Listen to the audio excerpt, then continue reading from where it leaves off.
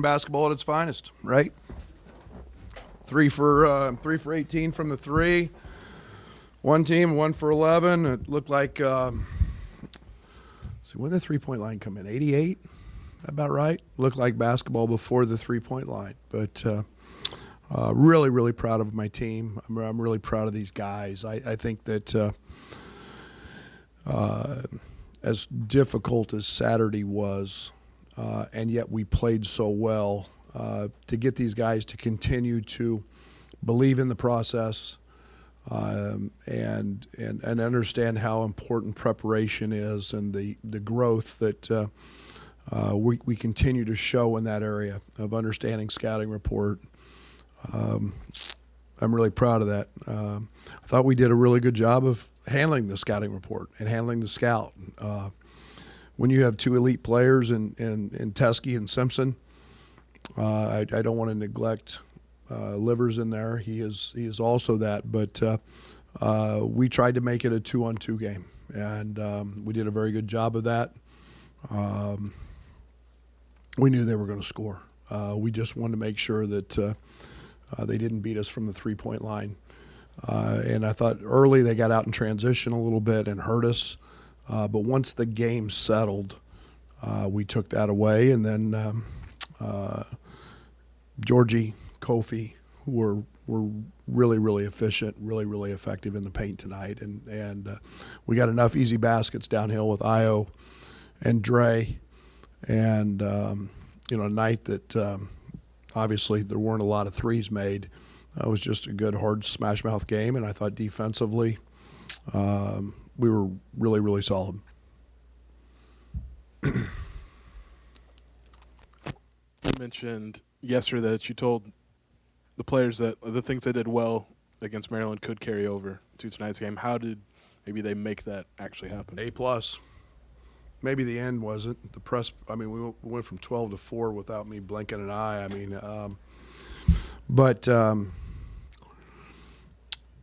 It's getting 18 to 22-year-olds to understand it's about the process, and there's a lot of ways to win a game, and winning doesn't always have to be about making baskets and shooting 50+%.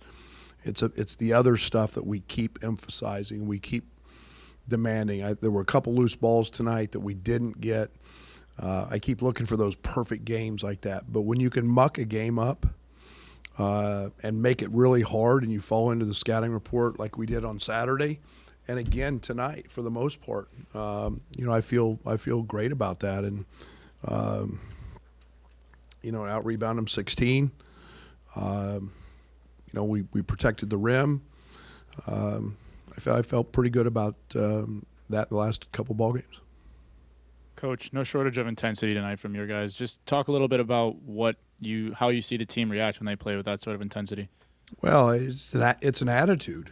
That's the one thing we can control is the effort and the attitude with which we show up to play with. And when you get 35 whatever nights a year that you get to put on that uniform, I don't understand why we can't play that way every single night. And we obviously see against a very, very good top 5 program. You look at their wins, pretty good.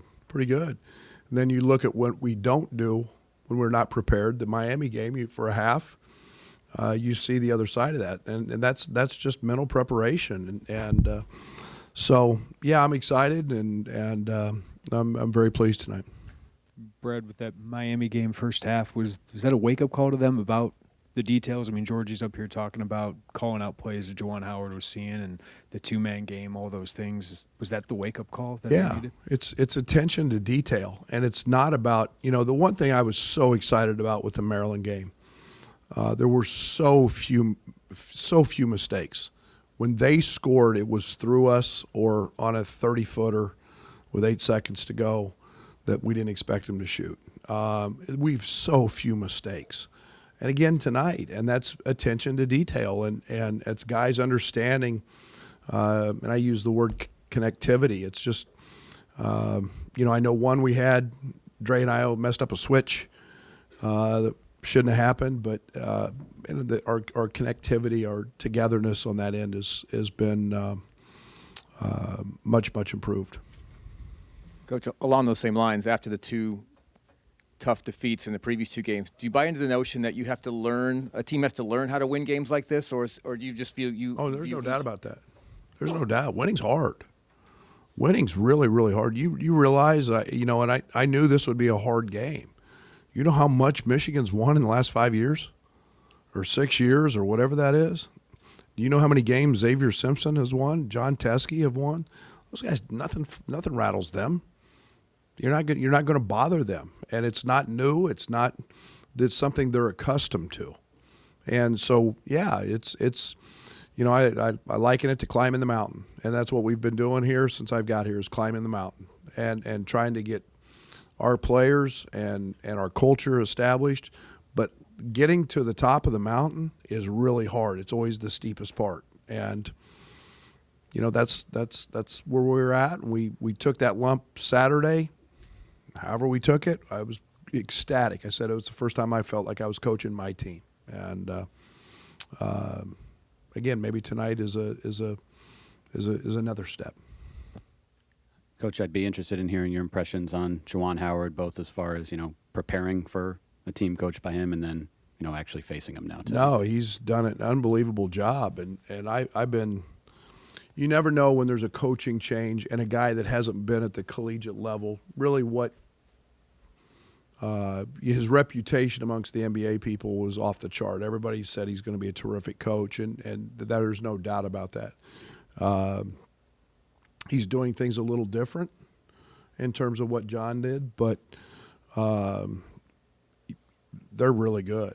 I mean, they're really good, and they're really well coached, and they give you a little bit of a press. They give you a little bit of zone. They mix things up.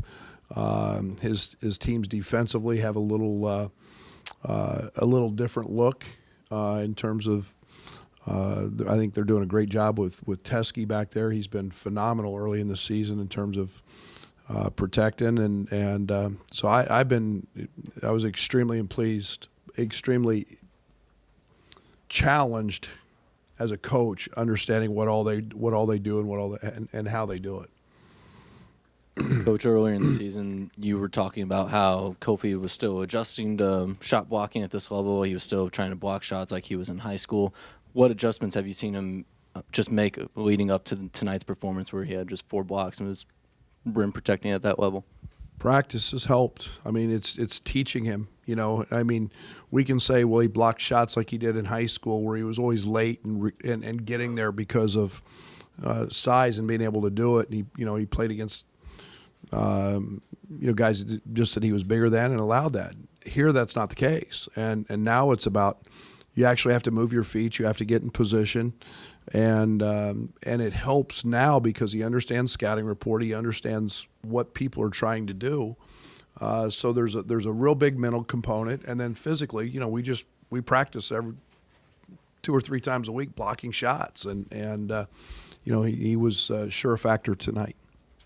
I mean, kind of follow up on that. I mean, Kofi's had good performances several times this season, but tonight, I mean, I guess with the opponent, maybe the stage, this one may carry just a little more weight that he was able to produce at the same level. Yeah, I don't look at it quite like that, but yeah, I mean, there's no doubt he was really good tonight, and I look at it day to day with him. I mean, Kofi makes. We were talking today at pregame meal, and I mean with Fletch, and I mean he's if he's in the pond, he's ankle deep in terms of how much growth he still has. He's still a pup. He's still learning the game, and his strength. When this young kid gets really strong, and is here a summer, I mean, the upside is scary. Brad, you mentioned the plus 16 rebounding advantage. What went into your success on the glass against such a big team? We've been good at it all year. It's something we really emphasized. I think that we felt like we had to get some easy baskets against them. We felt like it was a way to put some stress on their defense. I was very concerned about them in transition. Sometimes the best way to attack a team in transition is go to the offensive glass, and I don't know what we have tonight, 15, 16, 16. And you get easy baskets out of that. And, you know, statistically, 1 out of every 2 offensive rebounds ends up in a foul. So there's a double whammy. But we emphasize it. It's something we've been very good at. We're one of the top rebounding teams in the country, and I'm proud of our guys to do it against a team with that much size. Juwan touched on just how well Kofi wedged while he was trying to get to the rim. Is that something that was kind of a game plan point against Michigan, or is that just his basketball instinct? That's what we practice. We work a lot on wedging, and when you're 7 foot, 290 pounds, and you know, it's something a lot of big guys do. But it's just a little positioning technique that he's now starting to see it better. And see it earlier when the opportunity's coming, when Io's going to shoot a ball or Trent's going to shoot a ball, and start working there for that position. But, yeah, he continues to grow every day there. You pretty much covered this in your opening statement, but you had 2 teams that are looking to push the ball, finishing with a 71-62 score. And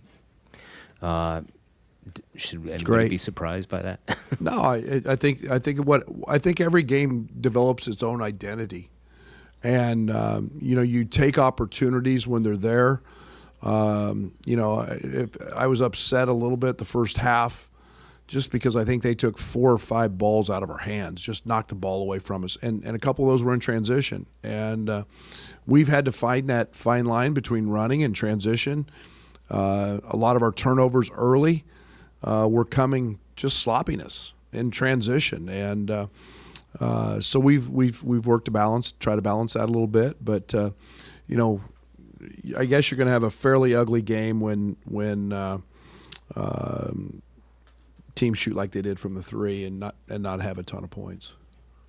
Brad, the play that Georgie was checking in and he called out what Michigan was going to run, it led to a Trent steal. Is that an example of the growth? Would that have been there earlier in the season? That attention to detail? It wasn't. Again, it's the attention to detail and the guys focusing on scouting report and then communicating it, and then having that connectivity and that, you know, we all know Georgie talks, but yeah, it's one thing that not just to know it and say it, but to remember it and then be able to, you know, okay, we know what's coming. And again, that's a tribute to our staff and our players for pointing those things out.